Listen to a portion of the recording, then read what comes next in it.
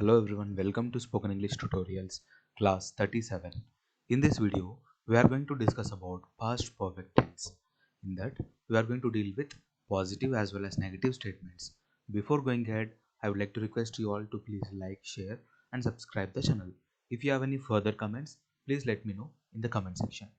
So, if you see the definition of past perfect tense, it goes on like this. The tense which is used to indicate an action which was completed before another action started at the same time in the past.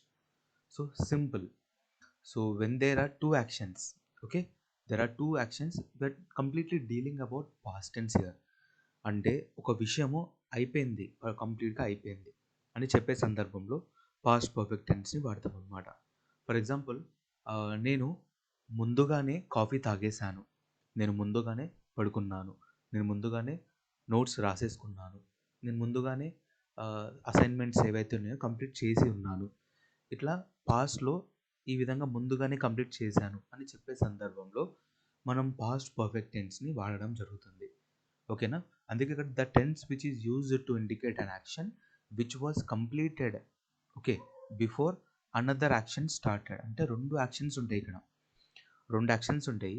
ఆ రెండు యాక్షన్లలో ఒక action సింపుల్గా ఉంటుంది, ఒక action ఏమో past perfect టెన్స్లో ఉంటుంది. So simple past తెలుసు మీకు. సింపుల్ పాస్ట్లో సింపుల్గా సబ్జెక్ట్ ఉంటుంది, తర్వాత V2 ఉంటుంది, తర్వాత ఎక్స్ట్రా వర్డ్స్ అవన్నీ తీసుకుంటాం. ఓకేనా? ముందు ముందు స్ట్రక్చర్ చూస్తే you will able to understand.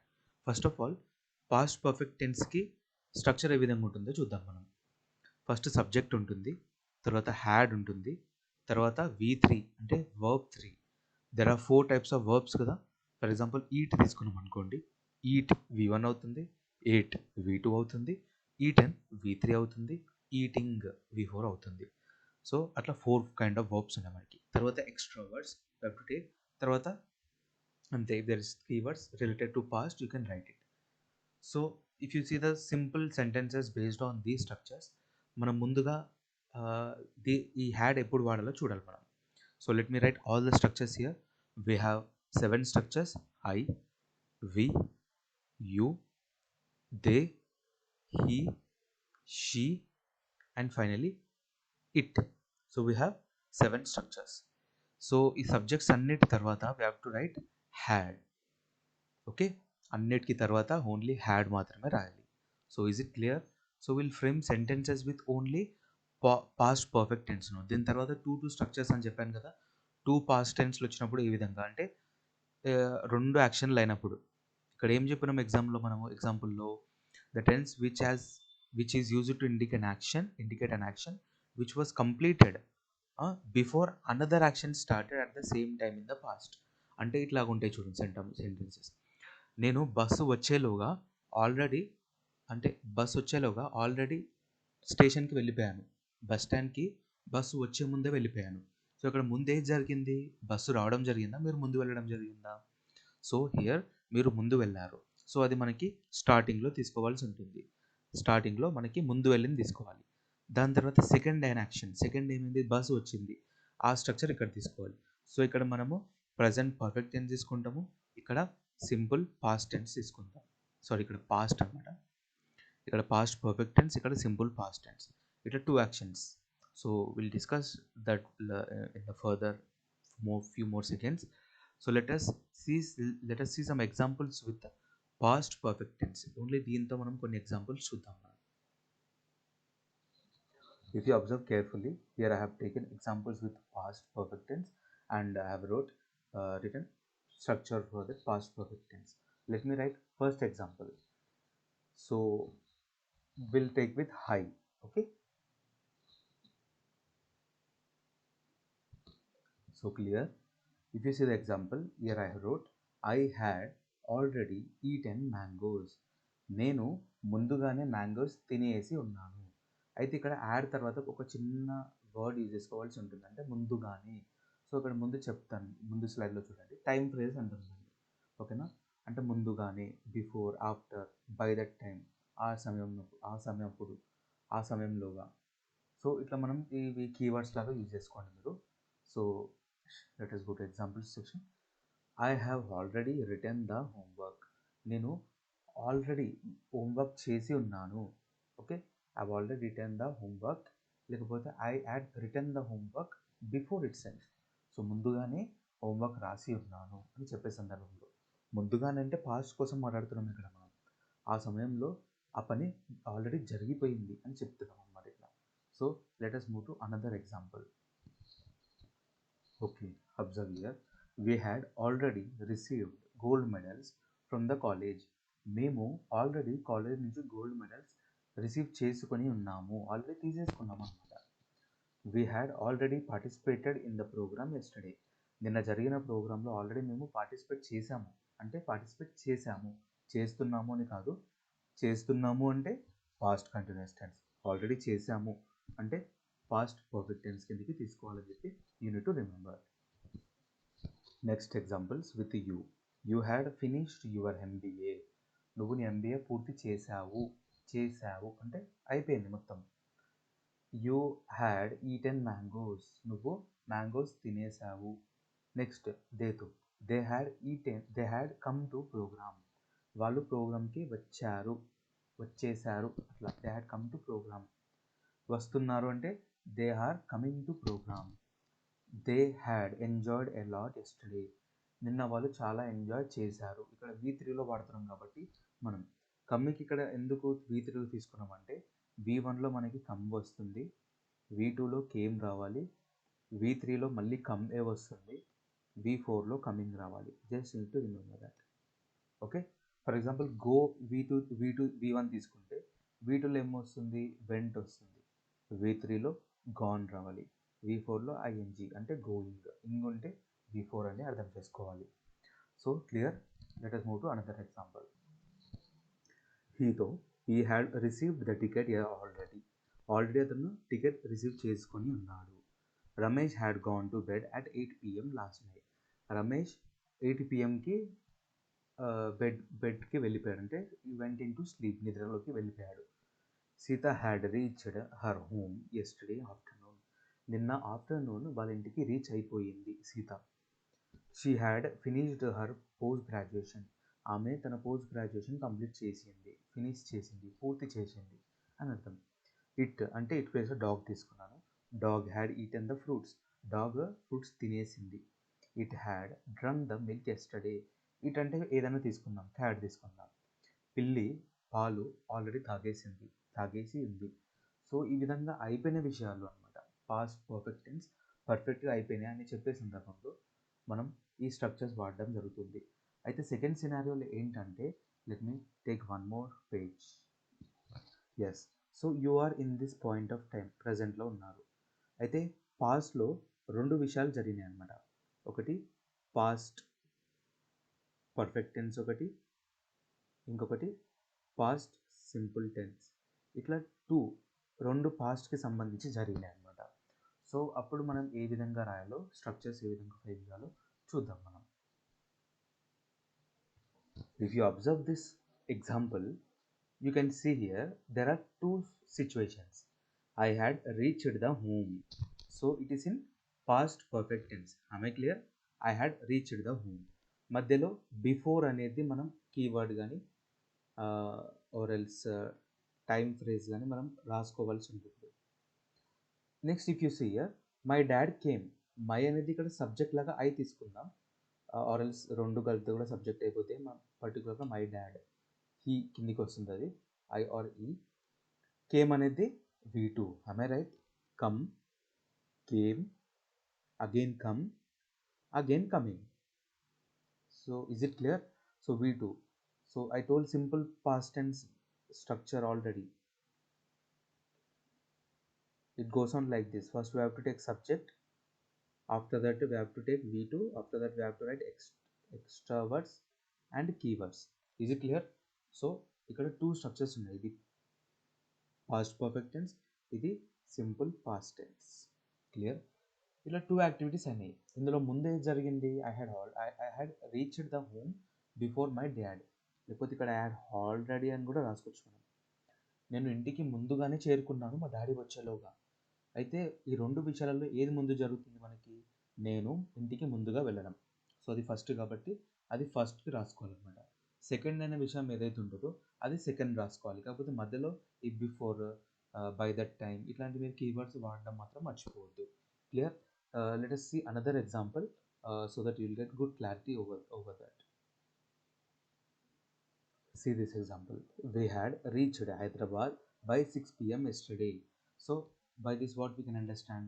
మేము నిన్న 4 అంటే 6 గంటలకే హైదరాబాద్కు చేరుకొని ఉన్నాము. హైదరాబాద్కు చేరుకొని ఉన్నాము. కంప్లీట్గా అయిపోయింది ఆ విషయం. So will see another example. See this. You had been playing tennis. నువ్వు టెన్నిస్ ఆడేశావు. నువ్వు టెన్నిస్ ఆ సమయంలో ఆడేశావు. You had been playing tennis by the time when coach arrived the ground. నువ్వు సారీ ఇక్కడ one minute you cut this sentence. It is not had been. Sorry for the inconvenience. Let me write the sentence again. So look at here. You had played the tennis match by the time coach arrived the ground. ఇది you had played the tennis match అనేది past perfect tense లో ఉంది. Coach arrived the ground అనేది simple past టెన్స్లో ఉంది. That you to remember. So ఈ రెండిట్లో ముందు ఏ విషయం జరుగుతుంది మనకి? కోచ్ రావడమా లేకపోతే నువ్వు గేమ్ ఆడేయడమా? సో ఆ గేమ్ ఆడేయడం అనేది జరుగుతుంది. సో అది ముందుగా రాయాలి. So you had played the tennis match. So అది సింపుల్గా past perfect tense structure use చేసి వాడేస్తాం. సో మధ్యలో ఇటువంటి కీవర్డ్ వాడాలి. బై ద టైం అని బై ద టైం. కోచ్ అనేది మనకి V1 సబ్జెక్ట్, తర్వాత V2 అరైవ్డ్ అనేది V2 కదా, తర్వాత extra words. So arrive V1 ఎట్లా ఉంటుంది? అరైవ్ అంటాం. V2 అరైవ్డ్ అని వస్తుంది. మళ్ళీ V3 సేమ్ వస్తుంది, అరైవ్డ్ అనే వస్తుంది. V4లో అరైవింగ్ అనేది వర్డ్ రాసుకోవాల్సి ఉంటుంది మనకి. Hope everything is clear in this record. So next example చూసినట్లయితే observe this example. They had watched Baahubali movie. They అనేది సబ్జెక్ట్, హ్యాడ్ అనేది మనకి స్ట్రక్చర్లో ఉంది. తర్వాత వాచ్డ్ అనేది V3, Baahubali movies nothing but extra word. తర్వాత బిఫోర్ అనేది టైం ఫ్రేజ్ అని అనుకున్నాం కాబట్టి బిఫోర్ తీసుకున్నాము. ఇట్ మళ్ళీ సింపుల్ పాస్ట్లో ఉంది. సబ్జెక్ట్, తర్వాత రిలీజ్డ్ V2, తర్వాత extra word. So they had watched Baahubali movie before it released in the theatre. అంటే థియేటర్లో వచ్చేలోగా, అంటే థియేటర్లో రిలీజ్ చేసే ముందే వాళ్ళు ఆ సినిమాని చూసేశారు. సో ఇందులో ఏది ముందు జరుగుతుంది? థియేటర్లో రావడం ముందు జరుగుతుందా లేకపోతే వాళ్ళు ముందుగానే చూసేసారు జరుగుతుందా? సో వాళ్ళు ముందుగానే చూశారు కాబట్టి ఆ స్ట్రక్చర్ మనం ముందుగా రాసుకోవాలి.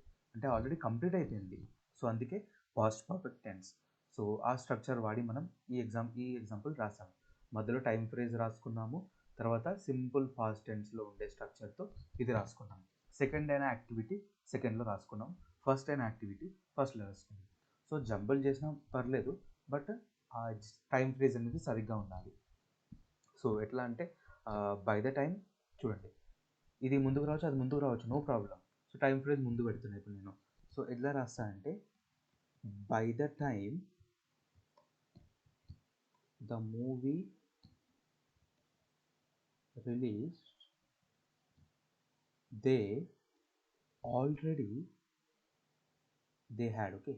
they had already watched the movie. ఆ సినిమా వచ్చేలోగే వాళ్ళు ముందుగానే చూసేశారు, ఇట్లా చెప్పొచ్చు. లేదా they had watched the movie, వాళ్ళు చూసేశారు సినిమా రిలీజ్ కాకముందే. వాళ్ళు బాహుబలి మూవీ ఆల్రెడీ చూసేశారు సినిమా రిలీజ్ కాకముందే. సో ఏది ఈజీగా ఉంటే ఏది కన్వీనియంట్ ఉంటే చెప్పొచ్చు మీరు, no problem. So let us take another example. Observe this example. He had already written story in the book. ఒక కథను ఆల్రెడీ అతను బుక్లో రాసేసాడు. ఎంతకంటే ముందు? Before teacher told him to do. Teacher రాయి అనేటికంటే ముందే అతను ముందుగానే రాసేసాడు. టీచర్ చెప్పే ముందే అతను రాసేసాడు బుక్లో. సో ముందు అతను రాశాడు కాబట్టి ఆ స్ట్రక్చర్ ముందు రాసుకున్నాము పాస్ట్ పర్ఫెక్ట్ టెన్స్లో. తర్వాత సింపుల్ పాస్ట్ టెన్స్లో ఈ స్ట్రక్చర్ ఉంది. మధ్యలో బిఫోర్ అని టైం ఫ్రేజ్ అనేది రాసుకోవడం జరిగింది. So shall we move to another example? Yes, now you see this example. She had read the novels before they go they got it. ఓకేనా, before they got released in the market. ఆ అమ్మాయి novels మార్కెట్లోకి రాకముందుకే చదివేసింది. Novels అంటే కథల పుస్తకాలు అనమాట. So వాటిని మార్కెట్లో అవి ఎంటర్ కాకముందుకే చదివేసింది. అది ఆన్లైన్లో కావచ్చు, ఏ విధంగా కావచ్చు. సో ఇక్కడ ఏ యాక్టివిటీ ముందు జరుగుతుంది? తను ముందుగానే చదవడం. సో అది ఆల్రెడీ చదివేసింది, అందుకే పాస్ట్ పర్ఫెక్ట్ టెన్స్లో ఉన్న స్ట్రక్చర్తో ముందు రాసుకున్నాం. తర్వాత సింపుల్ ప్రజెంట్ పాస్ట్ టెన్స్లో ఉంది చూడండి. ఇది దే అనేది సబ్జెక్ట్, తర్వాత రిలీజ్డ్ అనేది V2, అంతే కదా. సో ఇక్కడ రెడ్ అనేది మీకు ఇక్కడ V3 ఎందుకు అని చెప్పి డౌట్ రావచ్చు.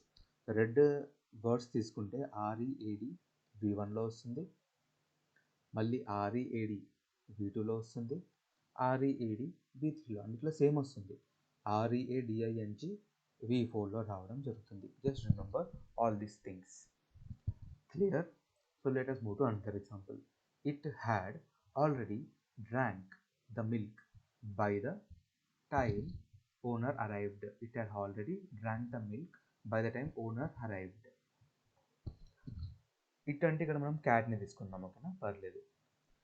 ఆ పిల్లి యజమాని వచ్చేలోగా పాలు తాగేసి ఉంది.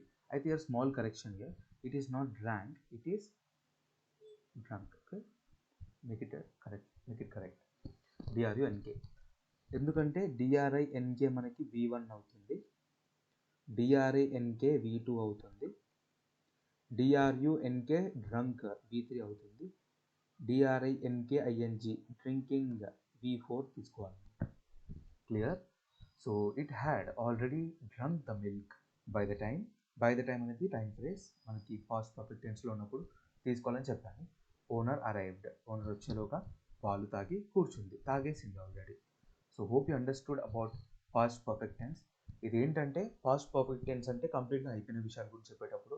అయితే ఇందులోనే రెండు పాస్ట్ టెన్స్లో ఒకటేసారి వచ్చినప్పుడు ఏ విధంగా రాసుకోవాలి, already I told the structure and sentences I gave. రెండు విషయాలు అయినప్పుడు మనకి టైం ఫ్రేజ్ వాడతాము, before, after, at the time, by the time ఇట్లాంటివి. సో అయితే ఇక్కడ 2 యాక్టివిటీస్ జరిగినప్పుడు ఏది ముందు జరుగుతుందో గమనించాలి మనం. సో రెండిట్లో ఏదైతే ముందుగా జరుగుతుందో దానికి మనం పాస్ట్ పర్ఫెక్ట్ టెన్స్ ఉండే స్ట్రక్చర్ని వాడాలి. ఏదైతే సెకండ్ తర్వాత జరుగుతుందో దానికి సింపుల్ పాస్ట్ టెన్స్ స్ట్రక్చర్ వాడడం జరుగుతుంది అన్నమాట. Just remember this. I repeat again.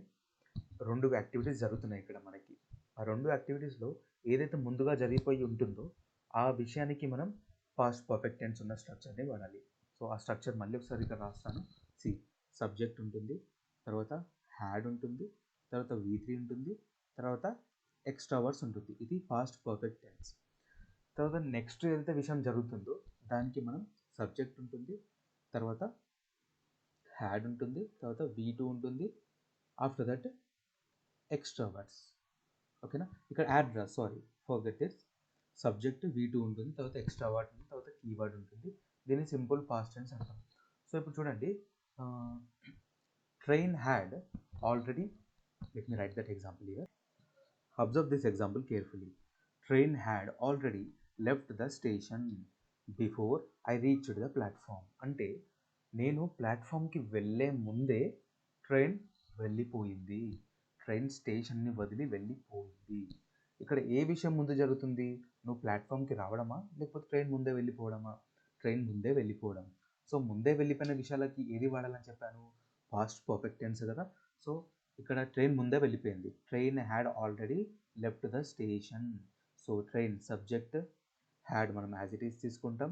Already మనకి టైం ఫ్రేజ్, లెఫ్ట్ అనేది మనకి V3. ఓకేనా, స్టేషన్ అనేది ఎక్స్ట్రా వర్డ్. సో ముందు జరిగిన విషయానికి నేను పాస్ట్ పర్ఫెక్ట్ టెన్స్ స్ట్రక్చర్ వాడాను, తర్వాత బిఫోర్ టైం ఫ్రేజ్ వాడాను, తర్వాత సెకండ్ అనే విషయానికి ఏది వాడాలని చెప్పాను? సింపుల్ పాస్ట్ టెన్స్, అదే simple past tense. Very good. So I అనేది సబ్జెక్ట్, రీచ్డ్ అనేది V2, మళ్ళీ ప్లాట్ఫామ్ అన్నీ అంతా ఎక్స్ట్రా వర్డ్స్ అనమాట. Hope everything is clear. So ఈ విధంగా సెంటెన్సెస్ మీరు క్రియేట్ చేయండి. నేను ఇక్కడ ఓన్లీ 10-20 ఎగ్జాంపుల్స్ ఇచ్చాను, మీరు దాంతో ఇంకా క్రియేట్ చేస్తూ ఉండండి. So that it be like practice for you all. So ఇప్పుడు నెగిటివ్ స్టేట్మెంట్స్ ఏ విధంగా ఫ్రేమ్ చేయాలో చూద్దాం ఈ వీడియోలో. So let us see examples with the negative statements. So if you see the structure for negative statements for past perfect tense, it goes on like this. First subject రావాలి, తర్వాత had, తర్వాత not అనేది extra మనం రాసుకోవాల్సి ఉంటుంది ఎందుకంటే negative కాబట్టి. తర్వాత V3, తర్వాత ఎక్స్ట్రా వర్డ్స్ రాసుకోవాలి. సో ఏ సబ్జెక్ట్కి ఏది వాడాలో చూద్దాం. So I, we, you, they, he, she, it. ఈ సబ్జెక్ట్స్ అన్నిటి తర్వాత we have to use only had not. Just remember this. So let us frame the example. ఇక్కడ కూడా సేమ్ అదే 2 యాక్టివిటీస్ ఉంటాయి. ఏదైతే ముందు జరుగుతుందో అది ముందు జరగలేనిది ఉంటుందో అది ముందు రాసుకోవాలి. నెగిటివ్ అయితే, ఒక పాజిటివ్ అయితే ముందు జరిగింది అయితే ముందు రాసుకుంటాం, నెగిటివ్ అయితే ముందు జరిగింది అయితే ముందు రాసుకుంటాం. ఏదైతే ఫస్ట్ జరుగుతుందో అది రాసుకోవాలి, సెకండ్ జరిగితే సెకండ్ సింపుల్ పాస్ట్ టెన్స్లో రాసుకోవాలి. స్ట్రక్చర్ అయితే సేమ్, బట్ నాట్ ఇవి కొంచెం యాడ్ అవుతాయి. Let us see examples, we'll get clear idea about this. If you see this example, I had not eaten mangoes before he told me to eat. He told me to eat అంటే he told me to eat అంటే తినమని చెప్పేశాడు. So simple past టెన్స్లో ఉంది అది. I had not eaten mangoes అంటే తినలేదు. Okay, ఇక్కడ ఏది జరుగుతుంది ముందు? నేను తినలేదు, ముందుగా జరిగేది తినలేదు. అతను చెప్పేదానికన్నా ముందే నేను తినలేదు. సో ముందు జరిగిన విషయం ఇది కాబట్టి, తినలేదు కాబట్టి ఇది పాస్ట్ పర్ఫెక్ట్ టెన్స్లో, ఇది సింపుల్ పాస్ట్ టెన్స్లో రాసుకోవాలి. మొదల బిఫోర్ యాజ్ ఇట్ ఈస్ వస్తుంది. కొంచెం ట్రిక్కీగా ఉంటాయి ఈ సెంటెన్సెస్, జస్ట్ ప్రాక్టీస్ చేయండి, ఆటోమేటిక్గా వచ్చేస్తాయి. See this example. We had not eaten at that restaurant before today. అంటే ఈరోజు ముందు, అంటే ఇవాల్టి కంటే ముందు మేము ఆ రెస్టారెంట్లో భోజనం చేయలేదు, అంటే ఎప్పుడు చేయలేదు. ఓకేనా, అంటే ఎప్పుడు చేయలేదు అనే విషయం కాబట్టి. So we had not eaten at that restaurant. So ఇది పాస్ట్ పర్ఫెక్ట్ టెన్స్గా ఉంది కంప్లీట్గా. సో తీసుకుందాం. సో బిఫోర్ టుడే అంటే ఈరోజు కంటే ముందు, అది సింపుల్ పాస్ట్. తర్వాత next example let us see. Look at this example. You had not finished your post graduation. నువ్వు నీ పోస్ట్ గ్రాడ్యుయేషన్ ఇంకా పూర్తి చేయలేదు. పూర్తి చేసావంటే you had finished your post graduation. అయితే ఇక్కడ నెగిటివ్లో వాడేటప్పుడు ఆల్రెడీ అని వాడడం ఎక్కువ, ఓన్లీ పాజిటివ్లో వాడతాం. Remember that. They had not eaten lunch by the time I reached their home. వాళ్ళు లంచ్ చేయలేరు ఇప్పుడు, by the time I reached their home. So నేను వాళ్ళ ఇంటికి వెళ్ళక ముందు ఏం జరిగింది? వాళ్ళు లంచ్ చేయలేరు. సో ముందు జరిగింది కాబట్టి ఆ విషయం ముందు రాసాము, బట్ నెగిటివ్లో రాసుకున్నాము. అబ్జర్వ్ చేయండి. Clear? Let us move to another example. So observe this. He had not checked his MSET results before I reached his home. నేను వాళ్ళ ఇంటికి వెళ్ళక ముందు, ఇక్కడ ఐ డబుల్ వచ్చేసింది, cut it. Before I reach his home. నేను వాళ్ళ ఇంటికి చేరుకునే ముందే అతను ఎంసెట్ రిజల్ట్ చూసుకోలేడు. చూసుకున్నాడంటే ఈ had checked his results by the time I reach his home. So నేను వెళ్ళే ముందే అతను చూసుకోలేడు. సో అది ముందు జరిగింది, చూసుకోలేడు అనే విషయం ముందు జరిగిపోయింది. సో అది పాస్ట్ పర్ఫెక్ట్ టెన్స్లో. సో ఆ స్ట్రక్చర్లో వాడాము. దాని తర్వాత బిఫోర్ అనే టైం ఫ్రేజ్, తర్వాత సింపుల్ పాస్ట్ టెన్స్ అనే structure. So will write another example with she. She had not reached the school అంటే తను ఇంకా స్కూల్కి రీచ్ అవ్వలేదు. అయింది అంటే she had reached the school.